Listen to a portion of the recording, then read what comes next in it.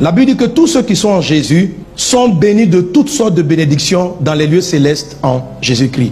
Alléluia. La bénédiction est une forme de capacité, de promesse que Dieu déclare sur la vie d'une personne. Amen. Vous différenciez deux types de paroles. Il y a les paroles créatrices. La Bible dit tout ce qui existe a été fait par la parole. Sans la parole, rien n'a été fait. Donc quand Dieu est là, il dit que la lumière soit. Ça, c'est une parole de création. Et la lumière apparaît. Elle n'est pas conditionnée. Mais quand il dit comme ça, Dieu bénit l'homme et dit, je te rends fécond. C'est encore Dieu qui parle. Mais cette parole-là, elle ne crée pas les bébés. Elle te donne des éléments pour que tu engendres les bébés. Amen. Qu'est-ce que la bénédiction te donne? Une capacité, des opportunités et des désirs. Donc il faut en être conscient parce que c'est une puissance qui est en toi, la gestion de la bénédiction. C'est par une bénédiction que la vie abondante qui est en toi va faire réussir tes entreprises, par exemple. Il dit, je bénirai tout ce que tu vas entreprendre. Ce type de parole qui fait réussir dans les affaires s'appelle une bénédiction. La vie abondante te donne la victoire sur les ennemis. Ils se lèveront contre toi par un chemin, ils s'enfuiront par 7 chemins. Alléluia. Mais ce n'est pas que quand tu as arrêté comme ça, les ennemis vont te regarder, ils vont fuir. Non.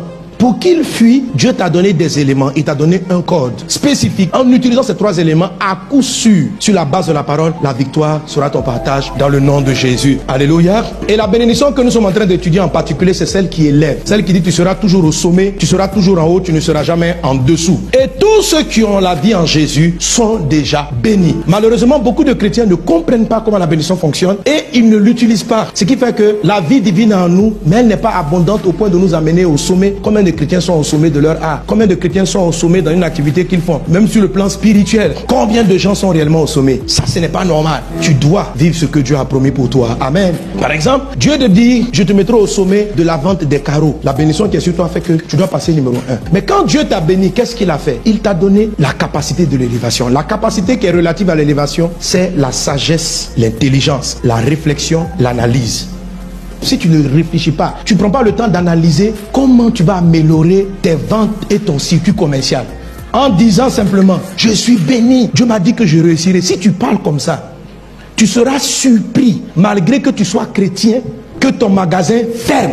Ta boutique va fermer. Tu ressembles à celui, en fait, à ceux qui ignorent ce que c'est que la bénédiction. Celui à qui Dieu a dit, je te bénis, sois fécond. C'est une bénédiction, mais qui regarde sa femme et qui n'applique pas la capacité pour enfanter. La bénédiction, je te bénis. Dieu dit à Adam et Ève, je vous bénis. C'est la deuxième bénédiction qu'il a prononcée d'abord sur les animaux, soyez féconds, après sur l'homme, soit fécond. Cette bénédiction-là n'a pas donné des enfants. Elle a donné la capacité de créer, de procréer des enfants. Si l'homme ne se lève pas pour aller vers sa femme, l'enfant n'arrive pas. La bénédiction n'est pas une parole créatrice. C'est une parole qui engendre une capacité. Et la capacité doit être utilisée. Il a dit que tu es béni en Christ, je ferai de toi la tête. Qu'est-ce qui va avec la tête? C'est la réflexion, l'analyse, l'intelligence. Il faut travailler, il faut être intelligent, réfléchir. Comme tu es béni d'une bénédiction supérieure, lorsque toi tu vas te mettre à réfléchir sur des projets en invoquant le Seigneur, tu vas surpasser ceux qui ne connaissent pas Jésus. Mais si tu refuses d'utiliser le cerveau que Dieu t'a donné pour analyser, tu vas te retrouver à la queue sans comprendre et tu vas être là, oui, la vie chrétienne ne marche pas trop. La vie chrétienne marche. Tu es béni, mais tu refuses de réfléchir. Il y a des gens qui ne veulent pas réfléchir. Ils ne veulent pas réfléchir.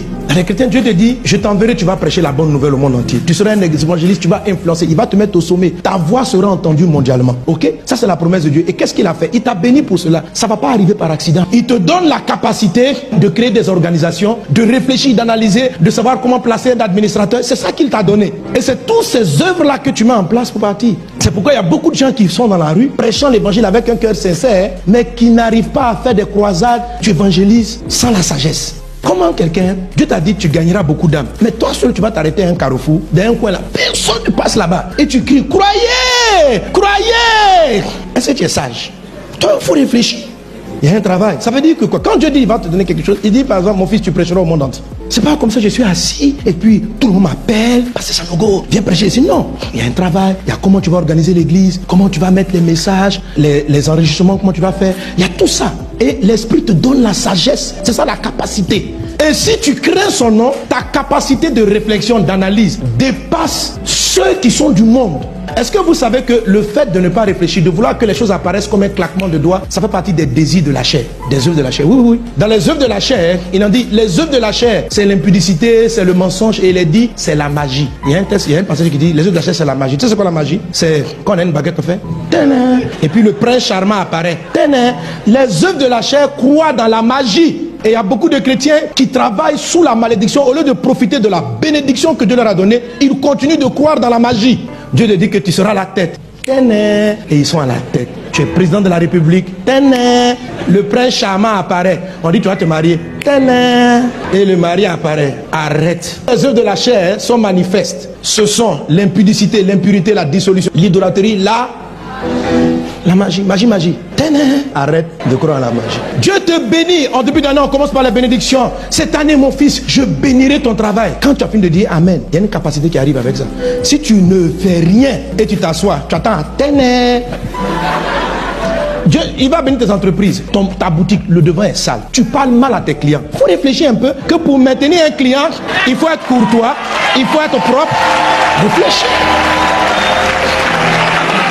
Comment tu veux que Dieu qui a dit qu'il allait rendre ton commerce prospère puisse réaliser la prospérité de ton commerce pendant que toi, tu crois à la magie? Tu es assis le coin, toujours sale, tu parles mal à tes clients et puis subitement les gens vont apparaître acheter tous tes produits. Comment ça va se faire? Tu as reçu une bénédiction, ce n'est pas une parole de création. Les clients ne vont pas apparaître dans ton magasin subitement. Ce que Dieu te donne, c'est la capacité à trouver des moyens de les attirer. La capacité à leur présenter tes produits. L'intelligence à savoir présenter ce que tu fais.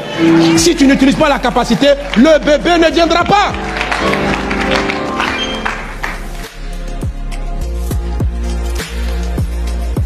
La bénédiction aussi engendre un autre paramètre, l'opportunité.